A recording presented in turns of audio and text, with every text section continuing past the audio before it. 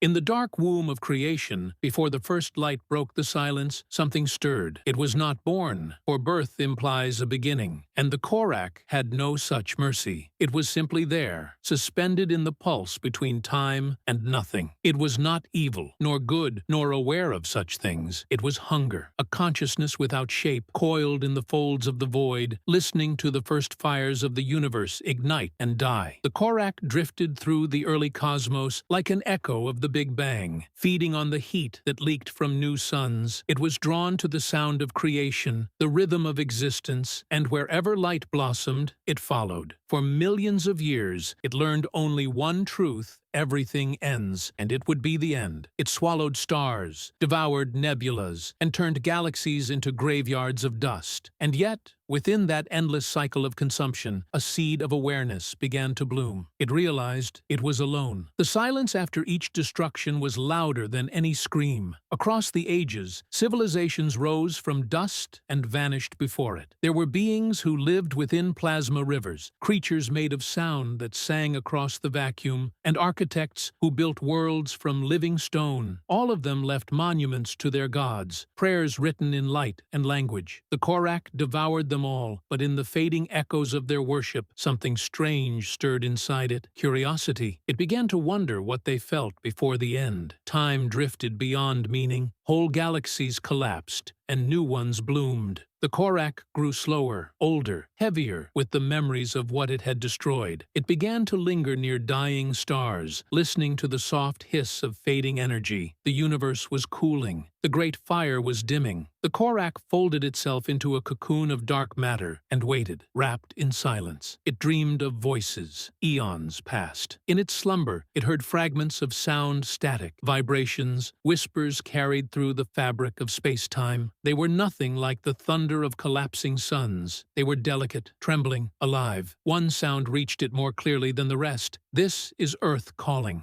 To anyone, anywhere. It was a human voice, thin and fading, riding the faint radio currents that trickled across the void. The Korak opened its eyes. For the first time in hundreds of millions of years, it listened. The voice was weak, almost imperceptible, but it carried a strange emotion: desperation, hope, longing. The creature felt something move deep within its vast consciousness, something unfamiliar. It turned its gaze toward the source. The path across the galaxies was long and filled with the ghosts of what had been. The Korak moved in silence, its body the size of solar systems, trailing clouds of dust that shimmered with the light of dead stars. It passed the remnants of ancient civilizations, glass citadels orbiting black holes, skeletal machines still transmitting to no one, the fossilized bones of titans floating in eternal dark. Every echo of life it encountered carried the same emptiness. Yet the human voice persisted, a fragile heartbeat in an ocean of silence. The creature followed it. The closer it came to the little blue world, the more vivid the signal became. Fragments of language, laughter, music, storms, sirens. It was like hearing the memories of an entire species bleeding through the dark. The Korak felt these sounds inside its core, each one a spark against the endless cold. For the first time, it hesitated before reaching its prey. When it arrived, the solar system trembled. The orbit of planets shifted under its presence. Space itself warped around it. On Earth, the sky darkened, satellites failed, and communication grids went silent. People looked up, but few remained to see it. Humanity was nearly gone. The seas had risen and swallowed cities. The air was toxic. The great nations were nothing but echoes of memory. What was left of humankind lived underground, clinging to dying generators and broken dreams. Among them was Alex Renner, the last voice that had reached the stars. He lived inside the husk of an old mountain observatory where snow buried everything but the antenna.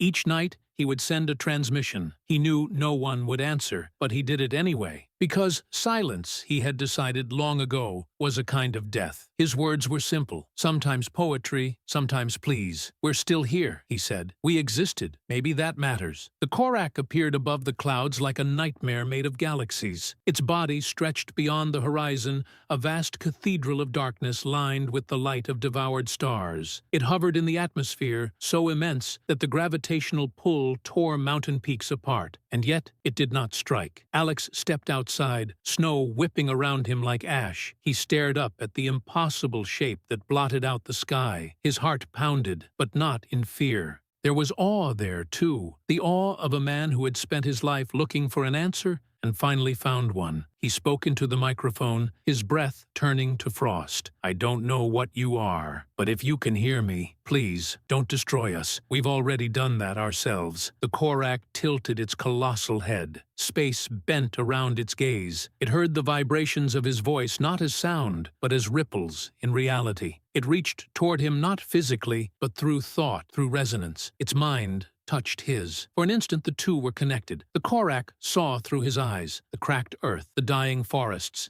the ghosts of cities beneath the ice. It saw the human struggle, the wars, the dreams, the love, the loss, and deeper still, it saw the loneliness that mirrored its own. The creature that had consumed galaxies felt the first true pain of empathy. Light began to flow from its core, soft and golden. The air shimmered, the frozen winds stopped, the oceans grew still. The Korak had always been destruction incarnate, but now, for the first time, it created. It began to heal the world. Magnetic storms dissolved, the ozone mended, the Earth's orbit stabilized, radiation faded from the air. Where its shadow passed, the snow melted into rivers. The last remnants of humanity emerged from their shelters, trembling as they saw the dawn return for the first time in centuries. They looked up at the vast being and wept. Alex watched from his observatory. He was weak, coughing blood, but smiling. He spoke softly into his transmitter. "You're learning. You understand us now, don't you?" The Korak answered not with words, but with light. Colors rippled across the atmosphere, weaving patterns like auroras. Alex felt them in his mind. Emotions, images, gratitude, sadness, connection. He whispered, "You're not alone anymore." The creature's light brightened until the night sky glowed brighter than day. It had no mouth, yet it smiled not in expression, but in essence. Alex died that night, quietly, beneath the glow of the guardian he had awakened. When his heart stopped, the Korak released a single pulse of radiant energy that wrapped the earth like a cocoon. It encoded his voice within it, preserving the signal that had once called it across the stars. Worlds slept under its protection. Centuries turned into millennia. New life emerged. The descendants of humanity evolved beneath the shimmering sky, guided by myths of a being of light who came when the world was dying. They built temples, carved stories into mountains, and sang songs to the sky every night. They named it the Eternal Guardian. The Korak remained above, silent and unmoving, watching them grow. It no longer hungered. It no longer destroyed. The void inside it was filled with purpose. Beyond the solar system, other civilizations began to detect the pulse of its light, the gentle echo of a signal traveling through space. They followed it, expecting conquest, and instead found worlds reborn. The Korak had become a wanderer of renewal. It drifted through the galaxies, answering every lonely voice it found, leaving creation where once it had left ruin. In time, even the stars began to fade. The universe cooled toward its final silence. The Korak wandered among the dying embers of galaxies, carrying with it the last memory of warmth, a memory born from one fragile human voice. When the last sun flickered and went dark, the Korak settled in the infinite night. Around it, only the faint whisper of quantum dust remained. It closed its eyes, remembering the snow, the observatory, the man who had spoken into the void. "You're not alone." The words resonated through what was left of existence. Space trembled with the echo, and for a heartbeat that lasted beyond time, the universe answered not with light, but with understanding. The Korak, the first hunger, the last guardian, drifted into eternity carrying a fragment of humanity's soul. And though no stars remained to witness it, somewhere in that infinite silence, the faintest trace of a heartbeat pulsed on. Not destruction, not hunger, just connection. And in that moment, for the first time since creation began, the universe was no longer alone.